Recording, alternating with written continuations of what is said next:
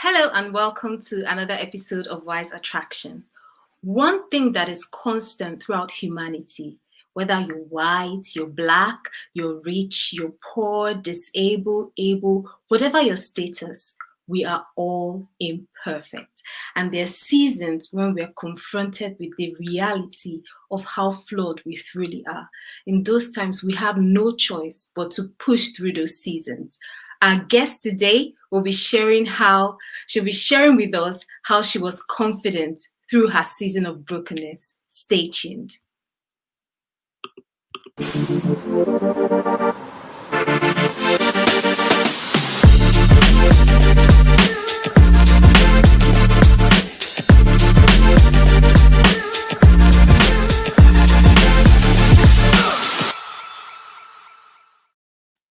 Hi, Temidayo. Welcome to the show. Hi, welcome. Thank you so much for having me. Thank you for accepting to come on. I really appreciate it. Temidayo, you have a fantastic story of your yes, you have a really inspiring story of a season where you felt broken, where otherwise you shouldn't have been confident. There are certain things, a season that could have pulled you down, but in that season you were confident, and we want to hear all about it. But before we go to it, I know everyone will be thinking, what is this brokenness? Because we haven't really specified. Guys, stay tuned. You're going to hear the whole story. She's ready to really be open and to hopefully bless anyone that's going through a difficult season or that's going through a difficult season in the past. I don't really want to speak for you because you're going to be speaking in a moment. So first of all, I want to introduce Temidayo. She's a Christian mentor. She mentors people in church, and she also coaches people that are interested in building a career in HR. She's an HR director. Imagine, she's done so well with herself. Wow, Temidayo, I am inspired by your bio, really. So first of all, I want to know, growing up, what sort of person did you see yourself to be in the future? How did you picture that things will come up for you? So thank you again, Bibi, for having me. I'm excited. And hello, everyone. My name is Temidayo. I am I don't know if there's such thing as a typical Nigerian woman. I guess none of us are typical, but in the sense growing up, so I was born and bred in the UK. Lived here all my life. I think I lived in Nigeria for like 3-4 months, like a whole long summer. I remember working with my uncle there, but I pretty much have been here, but very much grounded in the Yoruba culture. And from very young age, my mom speaks to you in Yoruba, you have to reply her. She doesn't do the whole English thing, and she was very big on education. And I'm the first grandchild. I'm the first child. So a lot of expectation. My parents came here to the UK in the 70s. And so there's a lot of expectation of, you're going to school, you're going to make it, you're going to do this. We went to private school in the UK. And so you can imagine the whole, you have to be great. You have, again, just typical Nigerian family that the parents want the best for the child. And so pretty much standard growing up in terms of my teens and things like that. I wouldn't say I think very much how I parent my children now is different from how I was parented. I'm very intentional about my children in terms of, I listen to the stories when she comes home about the playground, and the boys she's talking to. I'm very, very intentional about that. But, I dare not come home when I was a child and tell my mom about a boy in the playground. It's unheard of. You went to school to learn and you came home. And I say that because I think that had an impact on me in terms of when I then became like 18 and I'm going to uni first time away from home by myself. And this is where you're like now making decisions for yourself. And as I'll go on to talk, I made some wrong decisions and then wrong decisions and then wrong decisions and then wrong decisions, and it became a domino effect. But yeah, pretty much standard childhood. But yes, I definitely have some hopefully some key pieces of wisdom for people who are parenting their kids now. Okay, perhaps we'll go to the key wisdom for parenting kids after you tell us your story. Yeah. So tell us a bit about these wrong decisions that you made. So I'll jump right in first. Yeah. I got pregnant at 25. And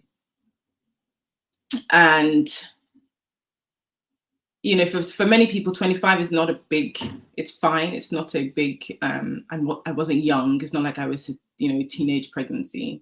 But it clearly wasn't the path I had and wanted for myself, and wasn't the path that that my parents or anyone that knew me wanted for me. I was heavily involved in the church. I was leadership in the church. I was, you know, the example. Wow, can't you see your sister Temidayo? Can't you see your cousin Temidayo? Temidayo. So to then go and get pregnant was like, wow, okay. And pretty much was just not the line I had for myself. Okay, so how did I get pregnant? I think one of the first mistakes I made was just not valuing myself and not knowing how much value I had, and not knowing who I was in Christ. I went to church, but I wasn't a Christian at the time. I had just followed my mom to church all the time, you know.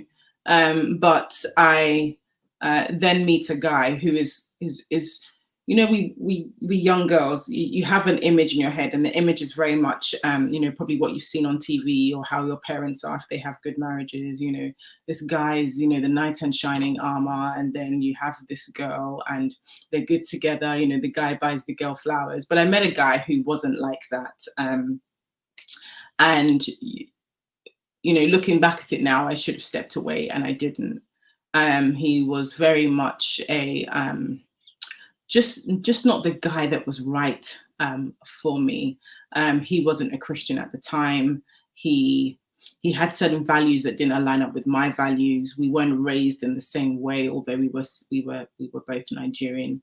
You know, I was going to university. I was taking the you know, the general standard route, and he wasn't. So yeah, I think that was probably one of my first mistakes. And I remember a few of my friends and people around me were very shocked that this guy doesn't seem to be the one that you should be, you know, focusing your energy on.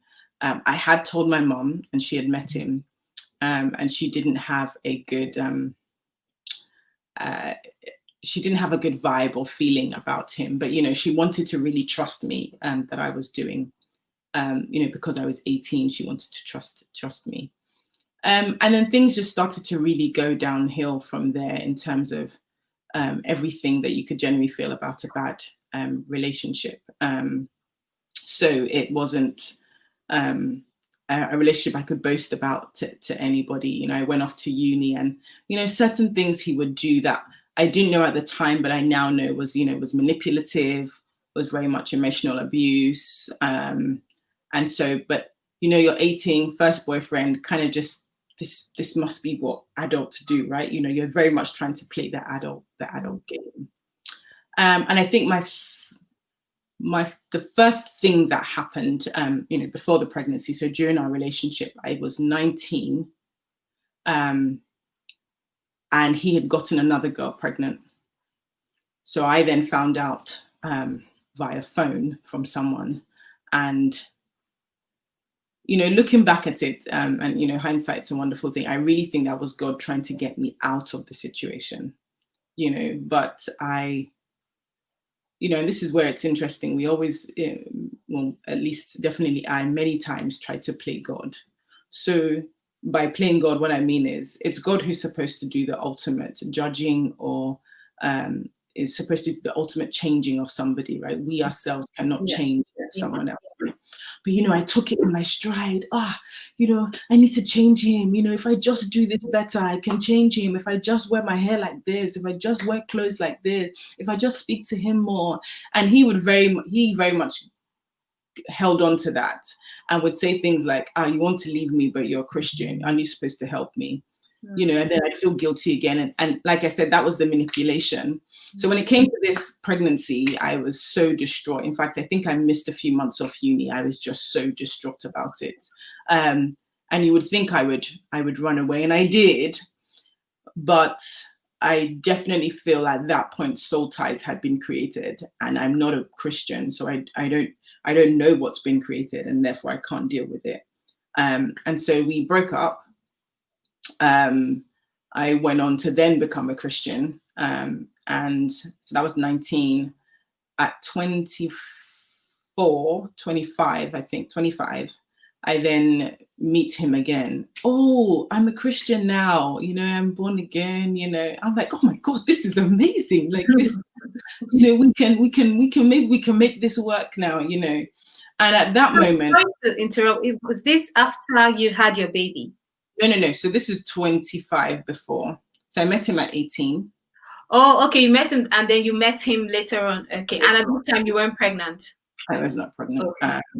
So we met at 18, broke up at 19, kind of forgot it, left it, and then met up again at 25, or just before I turned 25. And he gave me the whole speech. He's a changed person. He seemed to have been doing well for himself. And I could see the signs that this is not adding up. By now I've finished uni, I've graduated, I'm working now, young girl working, all we know is Starbucks, going to work, what are you doing, And it, certain things didn't add up, and there were a lot of red flags. And I always say this, that red flags rarely become green flags. When something is a red flag, it doesn't change. Yeah. It's not a traffic light system. If it's red, it's going to stay red. And of course, there may be a few occasions where people do change, or where it's not, the person can change, but that flag itself remains the same. And yeah, I continued going. And I remember, by this time I'm a Christian now. And so certain things are now starting to, when the Bible talks about not being unequally yoked, things are becoming, like friction, it's starting to rub now.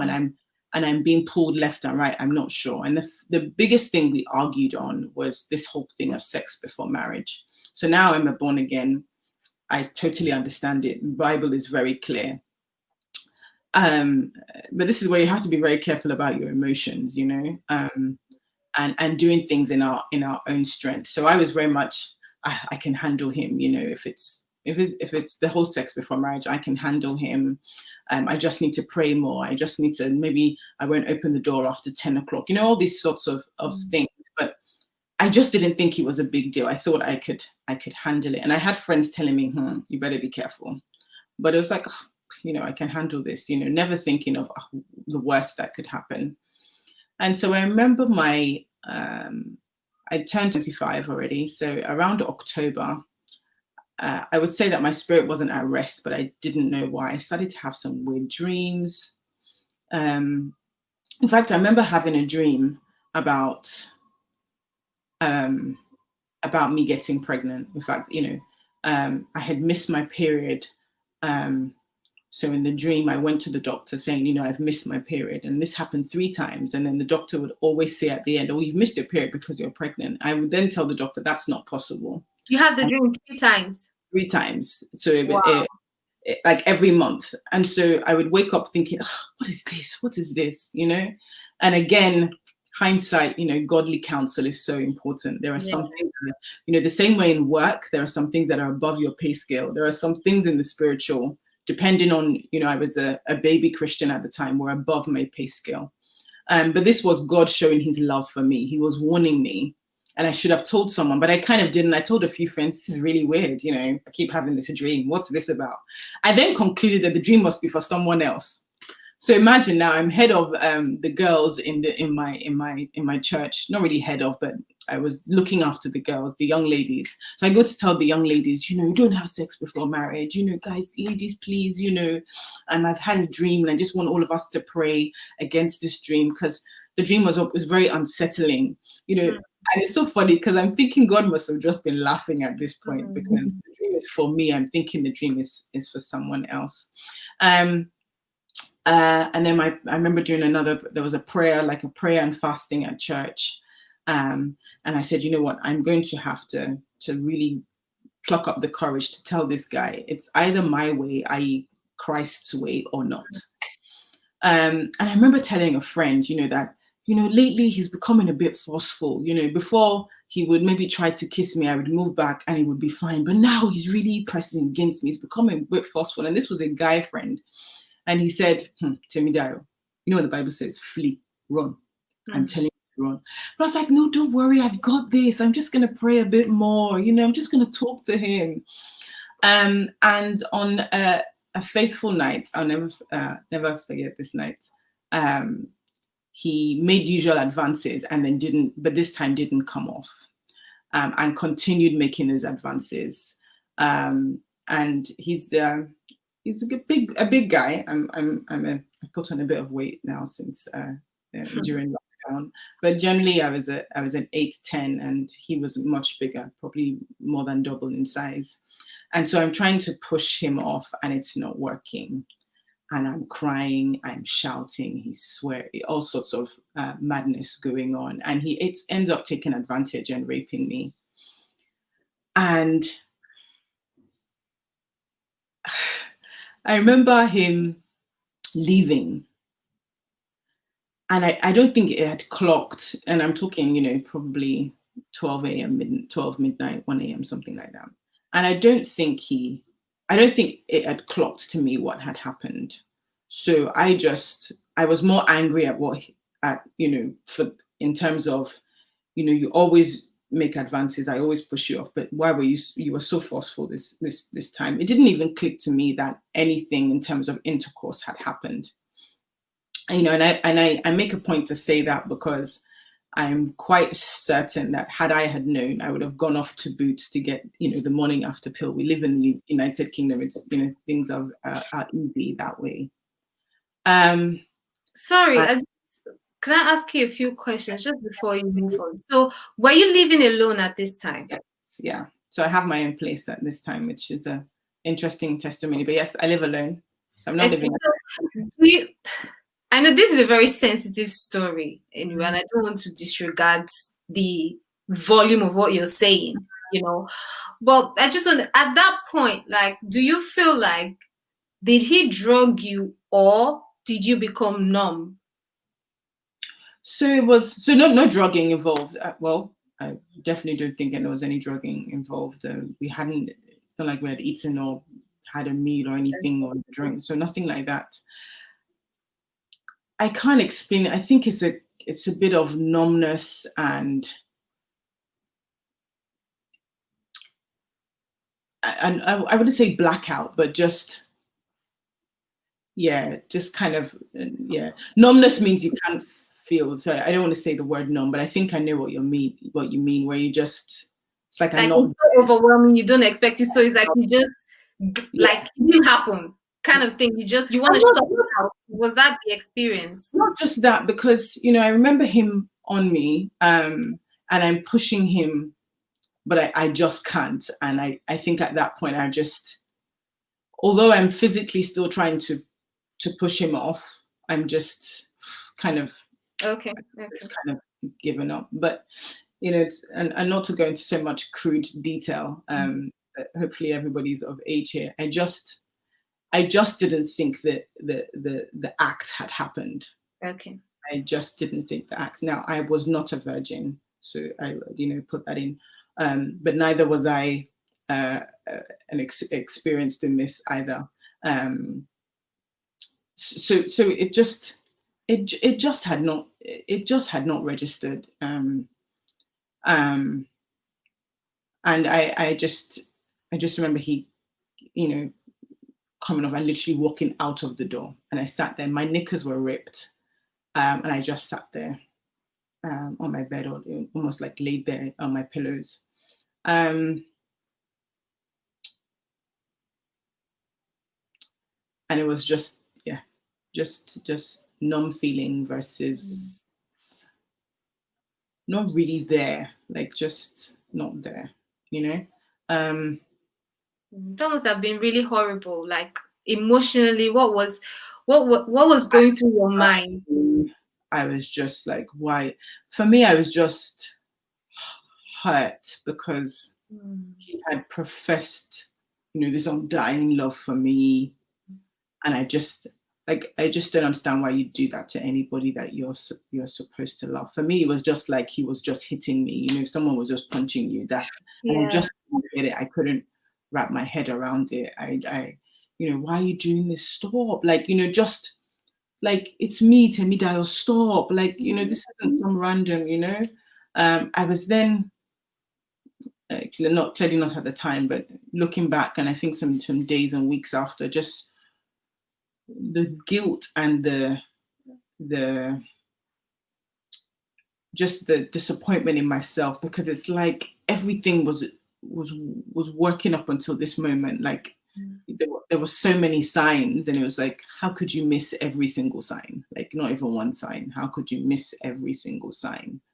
Was there any part of you that, I know you say you were hurt and all of that, because the thing with rape, there's this self-blame.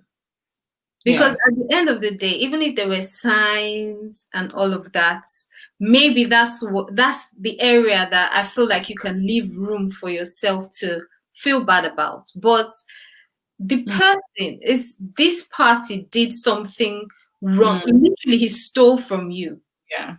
That's how I see rape. And for a lot of people, the reason why I'm just interjecting to point this out is that there might be people listening that have had an experience where someone they were in a relationship with forced themselves on the person, which is stealing and is rape. Well, I'm just wondering, but anyway, this is the past. So you recognize clearly it wasn't your fault. It was whatever it is that was wrong with this person that pushed him to do the things that he did. So with, I don't have an answer, but this is what people do, which is blame themselves. And I blamed myself from the beginning. It was very clear. I wasn't supposed to be dating with this person. I wasn't supposed to be anywhere near this person. I'd had signs and people and God telling me these things, and I had chosen not to listen. Now, of course, now I can say, I was young, I was clearly immature, I didn't understand what was happening. Absolutely, of course. And there'll be women on this show who, and this is why it just, now I was speaking to a girl yesterday and she was telling me things, and I heard telltale signs. And I just told her, please run, because I know the signs inside out now. But I was very much, so two things I did. I never saw myself as a victim. In fact, I only started calling it rape boldly and openly just a few years ago. I never called it that before. Because to me, rape was the man that was walking past the road and talked and randomly pulled a girl as a stranger. It wasn't in this, it wasn't something that resonated with me. And even now, still just gives me chills, as it were. But I'm learning to call it out, because that's what it is. There's clearly been lots of movements lately with women being bolder about, sexual harassment and things. And I always say that it's not just for me, but it's for that young girl, so that she knows exactly what it is and what it's not, But I definitely blamed myself. In fact, I would go as say my head was so messed up that I even felt sorry for him. I was like, oh, I'm sure he didn't mean that. I was now feeling bad for him, And so when I remember him texting me either the next day or the following day saying, I'm so sorry. I know I forced myself on you and I'm so sorry. And he was saying how he was so sorry. And I felt sorry for him. I was like, he's really sorry. And it's the kind of thing now that when I look back, I want to punch the old me. I literally you have the nerve to even text, But and I think that's what he knew that always got me, is when he said sorry. I was so naive. I'm very much a compassionate person. If I see someone crying, I start crying. And it's very weird because I also have a job where I manage a lot of people and I know how to put them in line. Very strange personality, but yeah. So the moment he would say sorry, I would say, oh, don't worry. I'll start crying. Or I'd go there to tell, I'd go to his house to say, you did this and I'm not happy. I would end up leaving, being the one that was shouted at, and then saying, oh, I'm so sorry. And I'd start saying sorry myself. This guy was really manipulative. Very, very manipulative. What he was doing, and he wasn't going to take responsibility for it. Very, very manipulative. yeah, he knew exactly what he was doing. It's the kind of thing where you're watching a film, you and your friends maybe, and you can see what the guy's doing. You know, you're shouting at the TV screen. Yeah, he was very, yeah, he's very messed up himself, but that wasn't an excuse for it. So yeah, so that happened, and I never forget, the reason I found out I was pregnant wasn't because I was thrown up or anything. I found out I was pregnant because I'd started my master's in September, late September, whenever they start uni, like late September. And I decided to do my master's full-time and work full-time. Okay. So I would work at 5:30, rush over because I had a class 6 till 9. So I started having heart palpitations. And I just assumed, because maybe the stress of everything, I generally don't get sick. I was feeling dizzy, I'd get on the train, and so I'd get off the train. I'd had to hold something to try and balance myself. I was like, what is going on? Ended up going to the GP. The GP referred me to the hospital to do some scans on my heart and my breathing or something like that. But they said that because they had to put me through an X-ray, I had to do a pregnancy test. Did the pregnancy test and found out I was pregnant. And I just, so funny because I posted about this on my Instagram yesterday or something similar. I just literally my life flashed before my eyes. Wow. Like my mom is a type of mom. She's a lovely woman, love her to bits. Typical Nigerian woman, can be quite judgmental. And so she'd be like, see those children, those young girls pushing buggy. You don't want to be pushing buggy. So I very much thought to myself, I went to private school. Very much proud, if you like, that I would never do that. I'm going to finish school. I'm going to go to university, going to get a high flying job. I'm going to work in the city. That was my life and the life of everybody around me. And my life just flashed before my eyes. I took how many tests? This thing must be broken. And I remember, I think, in my slippers, leaving my house and taking a bus all the way to his house.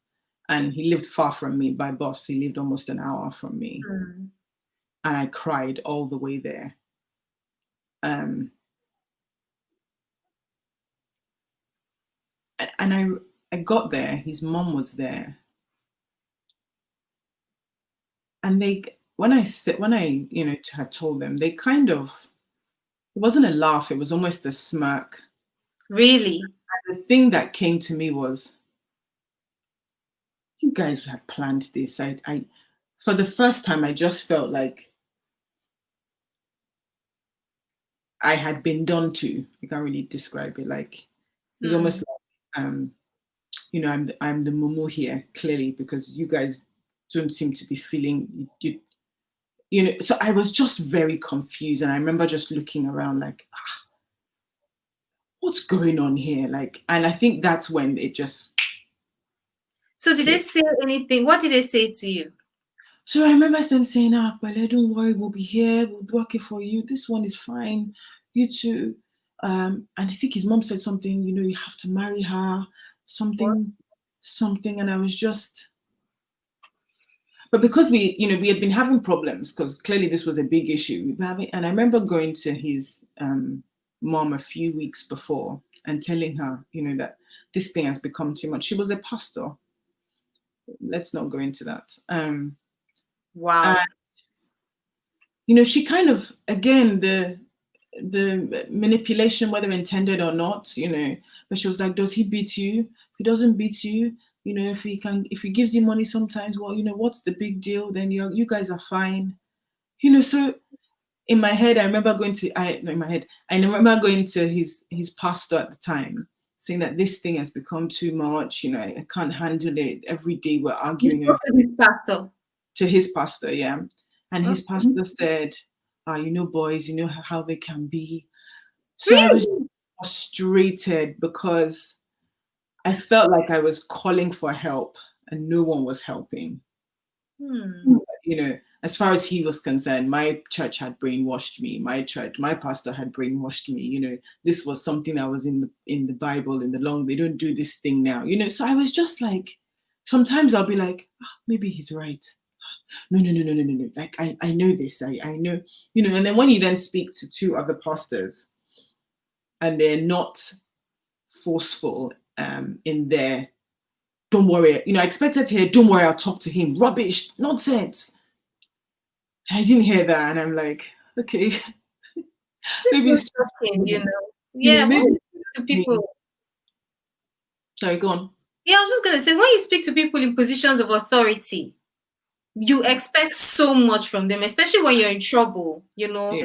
to get this sort of response. I mean, that's why for me, just to highlight for anyone that's listening, if it's always good to rely on your own community, direction for guidance.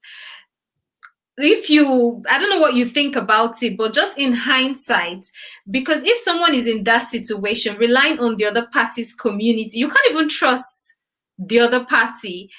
Yeah. Then their community, this is so shocking. Honestly, I've never heard of something like this, because how can the mom is a pastor and the pastor himself is also pretty much complacent?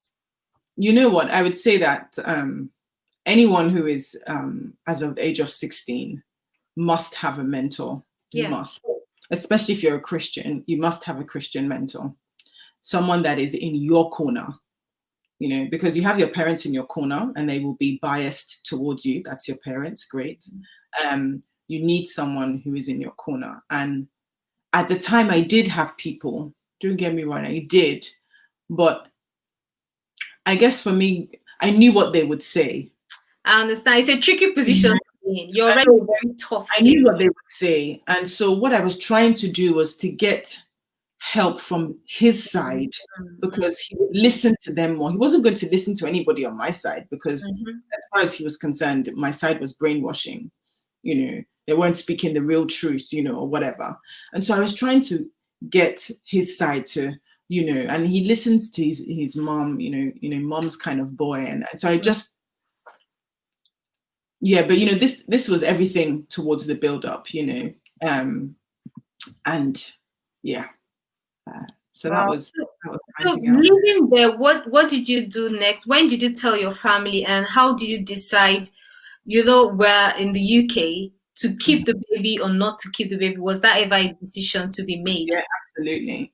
So we're now in November. I think I'm like a few months gone now, a few weeks gone now. And I knew I had to tell my mum. But my parents lived in Nigeria. And my mum had moved back a long time ago. And I knew that I couldn't tell her. I could tell her lots of things that have happened and failures, but this was the one thing I couldn't tell her. And so the first person I told in terms of adult after my friend was my pastor, my mentor at the time. In fact, I didn't have to tell him, he had guessed.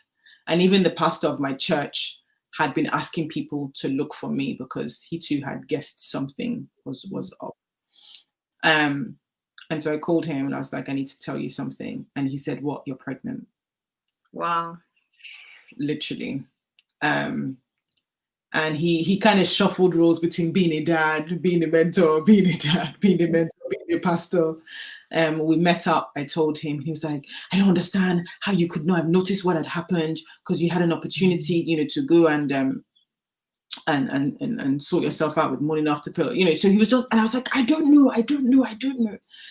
So I told him everything. I then told my the leadership team I was in. We were part of the group.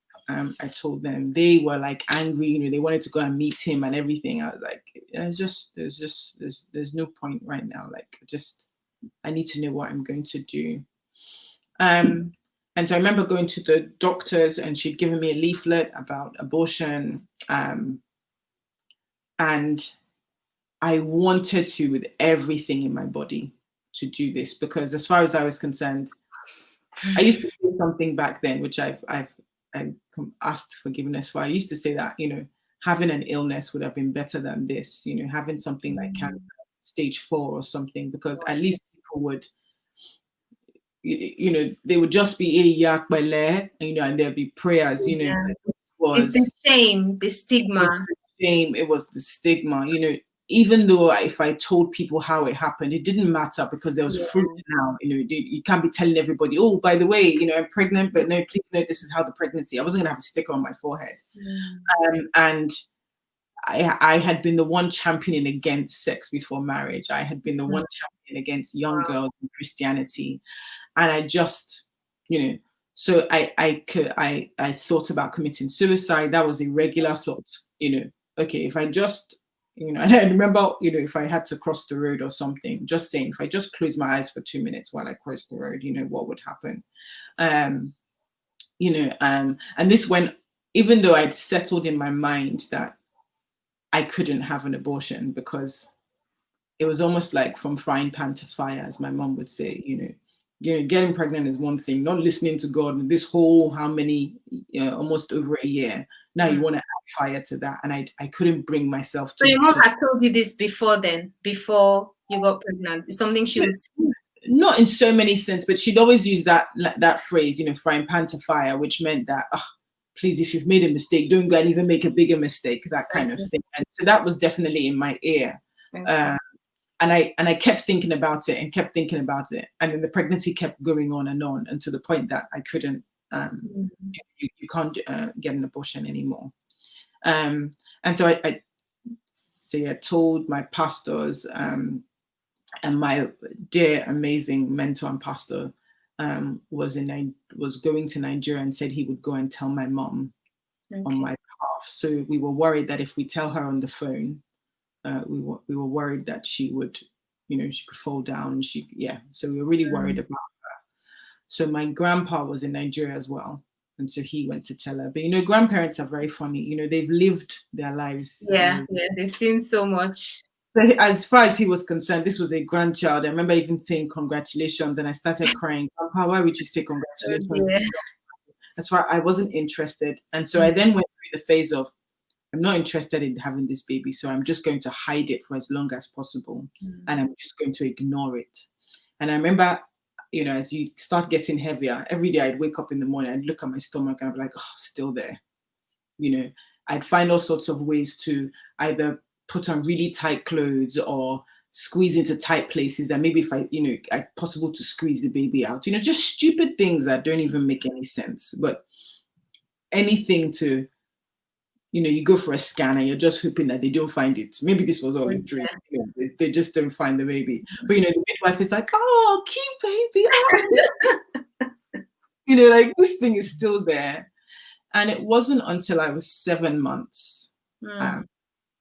So I'm 7 months now, and I've hid it from a lot of people. So I've stopped going to church as much as I can. If I do go to church, it's to see my pastor and to come out. So are you working and studying still? I'm still working. I'm still studying. They've given me, in fact, I was 9 months when I was taking my exams. I remember them giving me extra time so I could use the bathroom. So I'm not in communication with the guy at all. I think I'm seeing text messages from him, his mom, and I'm just not responding. What are they saying? What are they saying to you? Are you okay? Can we come and see you? And random stuff like that. But I just blocked it out. I just wasn't. So they were happy for you to keep the baby. Absolutely, they wanted this baby. They wanted the baby. Baby. So have you come to any conclusion as to their motive? Do you think there was a motive there somewhere? I don't think there was an evil motive. I think they just didn't consider me.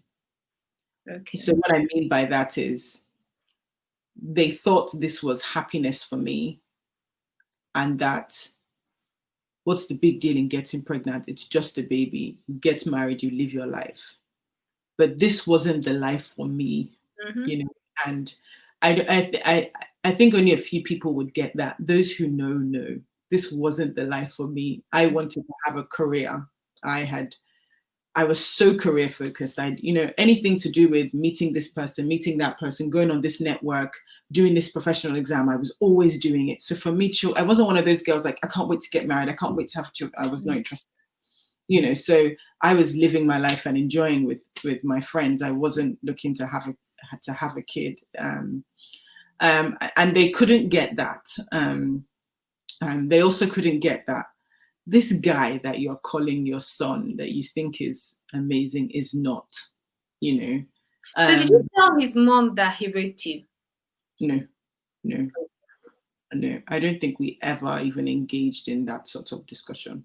As far as I was concerned, the day I told her, I think that's the day I kind of stopped talking to her. Okay. On any sort of level. I remember when we had the naming, it was quite a big issue because a lot of people in my family didn't know what had happened, and so they were just like, Yoruba culture is you have to have it at the guy's house. And in my head, I was like, you're no interest, So people also couldn't understand. But this guy is your boyfriend now. You people have had a baby. You just get married. People couldn't understand, and it wasn't something I could start telling everybody that. So, but my mom was just adamant that Dio is not marrying this guy. Everyone was asking her why and all sorts of things. She was just like, that's not God's best for her. And she stood her ground. So we decided to have the naming in my grandpa's house. That was a neutral place away from, I didn't want him in my house. So it wasn't going to be in my house and I wasn't going to his house. So he just did my grandpa's house. And I think that was the second time I'd seen him throughout the whole kind of 9 months and 7 days and the mom and everything. And it was very, just very, just nothing, blasé. At one point I just handed the baby over. I went upstairs, kind of, Okay, so how did you get to the point of forgiving this guy? Okay, so two things. So one, I had a dream. I was saying this and then I forgot. I had a dream at 7 months, and in the dream, I was on a bed, and God came to me. Lovely garden, like lots of lovely flowers, and God came to me, and He saw me crying, and He started laughing. And the kind of way a grandpa would laugh. That kind of, it wasn't laughing at me. It was just laughing. And I said, what's funny? That this is not funny. He said, but I've given you a gift. I said, is this the type of gift? You didn't give me a car. You didn't give me first class on my master's. You didn't give me a new house. You're giving me this. I don't want this gift. And we kind of had that conversation back and forth. And then he said to me that with any gift, it's always the unraveling and the opening of the gift that is really important. And it's not yet time to unravel and open the gift yet. And I woke up, and I remember then knowing that that's why I named her Lua, one of her names. But at that point, I got kind of one piece that I felt God had forgiven me, and peace that He was going to hold my hand all the way through, and just to ask you, God had forgiven you for what exactly? So for me, it was, I really believed that God had given me instruction, and I had disobeyed. And with every disobeyed instruction, there possibly can be a consequence. And so for me, that was it. And not just Him forgiving me, but just understanding His love, that it didn't matter what had happened, but He didn't look at me differently now. It wasn't somehow now a different Temidayo. And then I was able to forgive myself, and I had really honest conversations. I remember being in the living room saying, God, why me? I was watching a God channel or something on the TV, and the preacher had said something, and I was just like, yeah, okay, so why me then? And He was very clear, why not you? So I'd gone through this emotion of, okay, yes, you're special in my eyes, but that doesn't exempt you from things, So yes, you're special in my eyes, but that doesn't exempt you from things. That's really powerful. And I just, okay, so it's almost like unraveling everything I've been taught from the pulpit. You just, God is a good God, He is a good, but it doesn't exempt you from the issues of life, and it doesn't Yeah. exempt the fact that you have to make decisions and choices, and depending on those choices you make depends on the impact and the outcome. And then I wouldn't say I even prayed about forgiveness for him. I was very good at something, which is just being what's the word? Just logical. So I feel like I can have a conversation with enemies. You know, I block out all my emotion and I just have the conversation as much as I can. I can go home and cry after, but during that, that moment. And so sometimes we had to talk about her, and she's now 3 months, 4 months, 5 months. I remember he wanted to come and see her, and I was like, yep, fine, cool. I'd leave them in the living room. They'd be talking. I think my mom was around at that time. And he, at that point, was still very much like, oh, I want us to be together. And I remember my auntie calling, and this is why you have to be very careful about what you let in. But my auntie called and said that, you know what? She said in Yoruba, don't you want to get married? Do you want to just stay by yourself forever? You've just been known as a single parent. Instead of you to marry this guy, does he love you? Does he want to marry you? And at that point, I started thinking, maybe I'm supposed to marry this guy now. And it's a ridiculous idea, but maybe this is part of the consequence. Maybe I now have to get married. Who's going to marry me now? Oh, no one's going to marry. You start, and the enemy starts saying, you're going to be by yourself. Just settle for this one.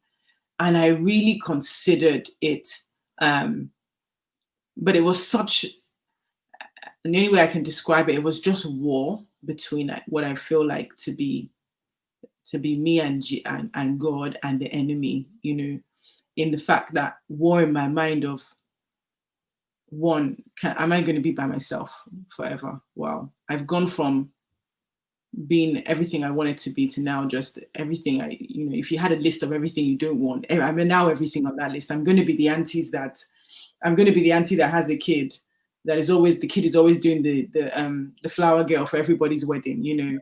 I'm going to be the one that looks after other people's children when they go on marriage retreats. That's going to be me, because I'm not going to be married.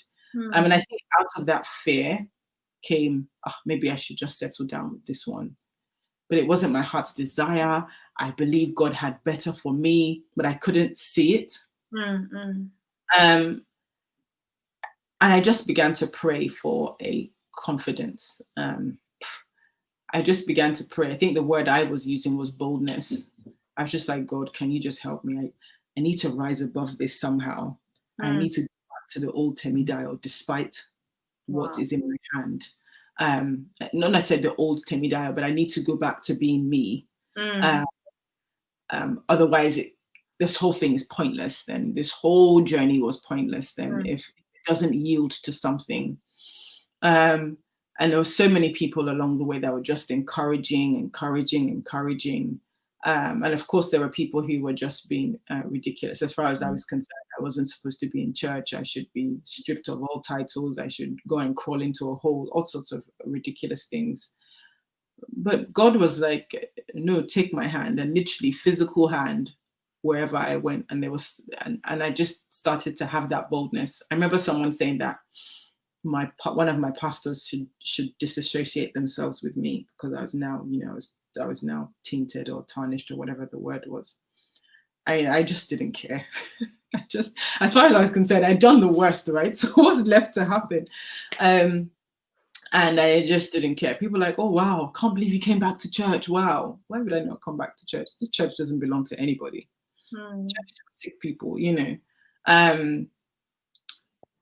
yeah, and I can only say that it came from God. I can't really describe it.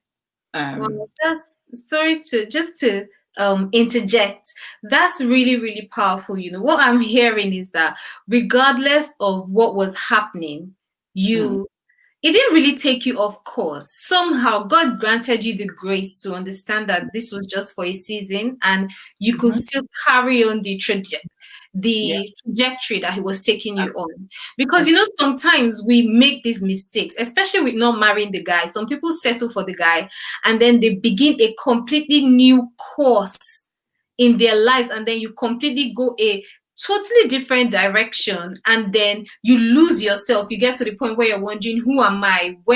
How did I get to this point? Exactly. what I really admire about your story is that although fine, you say you were young, you were naive, this kind of thing had happened to you, you had disobeyed God and everything, you still continued, you still carried on the trajectory. You were like, okay, this has happened and all of that. You're still going to church, you're still keeping your relationships, you're telling people what's happening, they're saying what they're saying, but it's not really deterring you.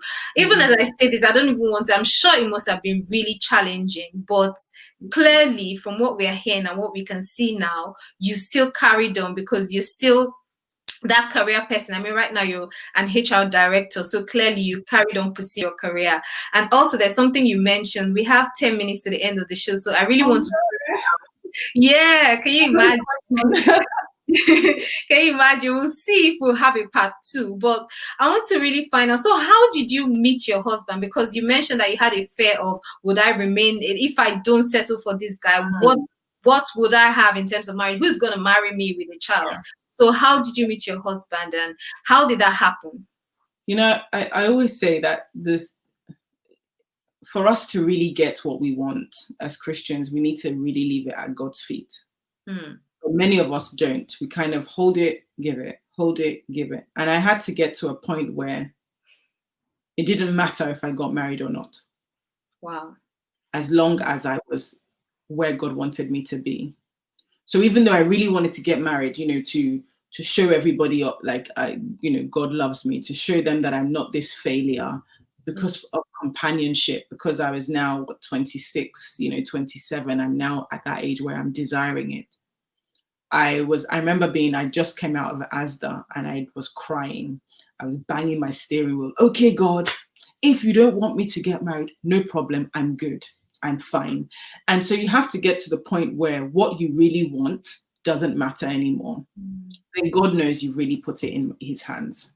Wow. Because there's this fear that, as much as we trust God, I don't really know if you can do this, so I'm just going to hold it. But 2 people cannot drive the car. It's impossible. Who's going to put their foot on the accelerator, on the brake? And when I did that, I just left it. And I just started to enjoy my daughter and enjoy life. I felt like I'd missed out a lot from her because I was parenting with caution. I'm just going to parent a little bit because, I don't want to get my hands dirty with this parenting, and maybe I still hadn't fully embraced her as I should have. And so I just put all my energy into her. So how old was she at this point?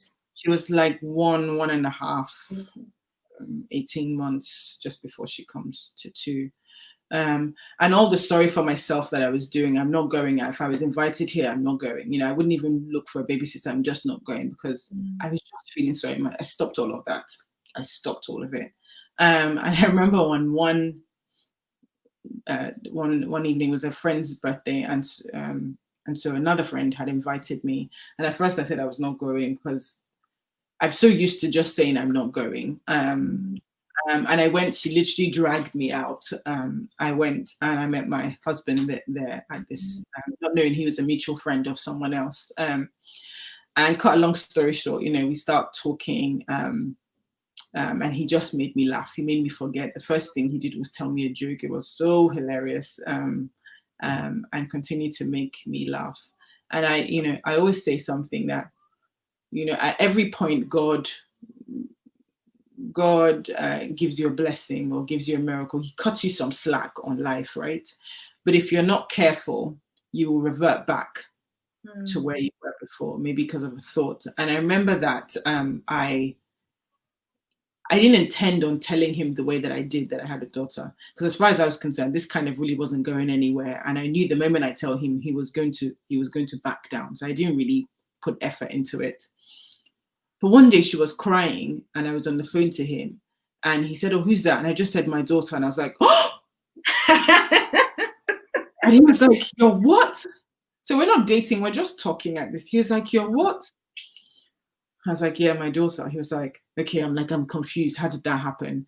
I told him a bit of the story, not the full story, just the kind of 5-minute overview. "Oh yeah, I met the wrong guy, got pregnant," that kind of thing. Anyway, as far as he was concerned, I was a write-off. he started getting a bit rude. I wasn't interested. And so the easiest thing was just to block him. And so I did stop talking. He went off his own way. I went off his own way. And I remember at 3 a.m. in the night, maybe like 5 months later, the Holy Spirit said I should text him. And I was like, stop talking.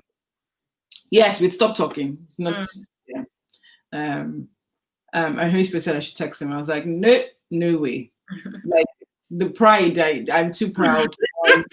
I'm going to seem like I'm begging. It's going to seem like I'm the one begging. You know, the girl that has a child, she's now begging for her. No, I'm not doing it. But it was so strong, and I did. And the rest, as they say, is history. But it's funny because when we talk about it, or when we've done some shows together. One of the things he always says he liked about me was my confidence. He was like, he used to say that, doesn't this one know that she has a child, that she should just go sit in the corner somewhere? That he was just amazed at it. Like he's like, don't you see all this stuff in? And I remember him asking me, you know, what do I want? And I said, I want a father for my child. And I'm not taking, and I want the best father for my child. And I know that's going to be difficult for someone to father a child, but it's not difficult for God to do that. So if you can't do it, I totally accept it. If you can do it, welcome. But I was and he was just like, that he said, and I was like, this is what I want, and this is what I want. I wasn't settling, and I want this, and I want this, and he's going to love her, and he's going to love me. And even me, when I finished and we ended the call, I was like, I'm so sure I've lost him now. I've definitely lost him because he's just going to think I'm crazy. And the rest is history. So we have just a few minutes, but there's some things that I feel like we definitely need to hear.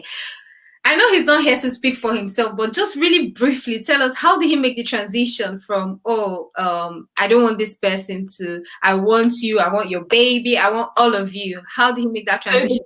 The key moment for us was he is a Christian, he is a man of God, and so he won't make any moves without praying to God first. Okay. And he kind of was thinking, this girl that I know, I'm getting to know, it just doesn't add up. So to him, it just clearly looked like a mistake. You know, this had just been one of those random life's mistakes, because the girl I'm seeing doesn't add up to this girl that maybe was partying, was drunk one night and got it. Just your family background, everything. And he could then see how hardworking I was with regards to my daughter picking up from school, going to this class, that class.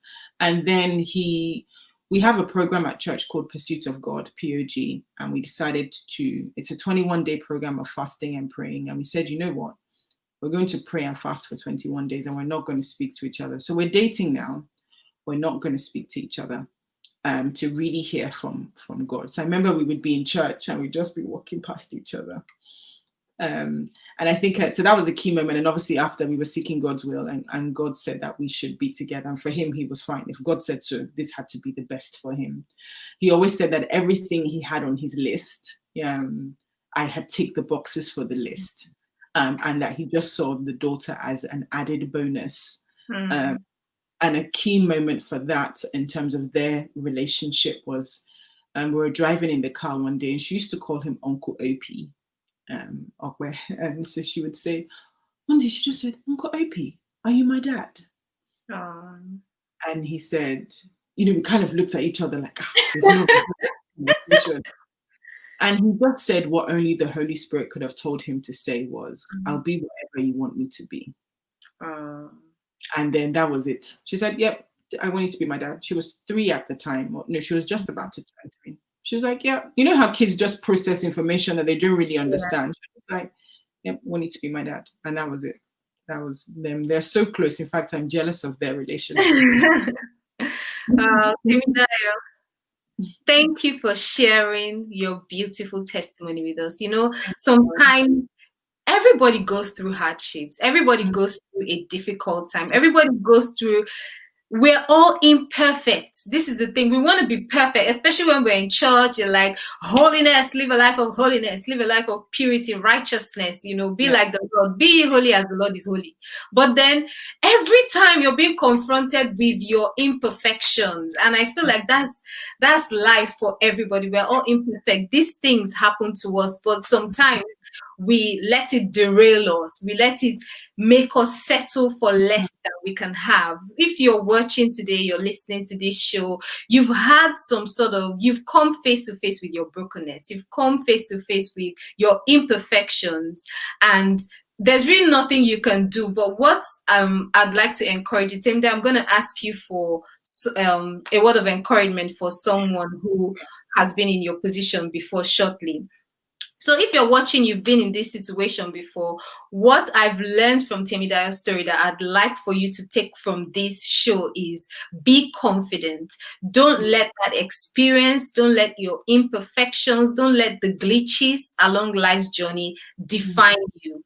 Define yourself from a place of who and what God has defined you to be. Don't let go of your dreams because of a glitch or because of one minor mistake. Don't let go of your visions for your life. Don't let go of the trajectory you're taking just because of a mistake. Keep pushing, and everything is for a season. You find that whatever it is you're going through is only for a season, and in a short time you see the light at the end of the tunnel. Temidayo, what final words do you have? That was amazing. You know what? I always said that my daughter was my catalyst for greatness. She was the thing that propelled me and pushed me forward. And so the thing you have that's the issue that you see as the issue, turn it around and see whether you see it as something else. Could it be something else? Could it be something positive, actually? And the second thing I'd say really quickly is the only person that has the power to break you is God. You know, and the reason he breaks us is to mold us and redefine us.